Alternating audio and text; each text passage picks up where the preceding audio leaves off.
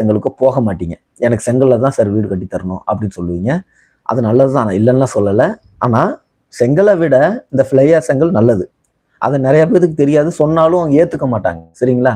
இது ஃப்ளையா செங்கல் நம்ம எதுக்கு பேஸ்மெண்ட்டுக்கு நம்ம செஞ்சு தரோம் அப்படின்னு பார்த்தீங்கன்னாக்கா, ஃப்ளையா செங்கல் வந்து அது வந்து எம்சாண்டு, அப்புறம் பார்த்தீங்கன்னா நிலக்கரி மண், அப்புறம் சிமெண்ட்டு, அப்புறம் சுண்ணாம்பு மண், இந்த மாதிரி மிக்சிங் பண்ணி உங்களுக்கு இந்த ஃப்ளையா செங்கலை தயாரிக்கிறாங்க. இது பார்த்தீங்கன்னாக்கா இது வந்து உங்களுக்கு அந்த அந்த செங்கல் வந்து சூளையில, இப்ப நம்ம மண் செங்கல் இருக்கு இல்லைங்களா, அது வந்து சூளையில வேக வச்சு எடுத்து நமக்கு தருவாங்க.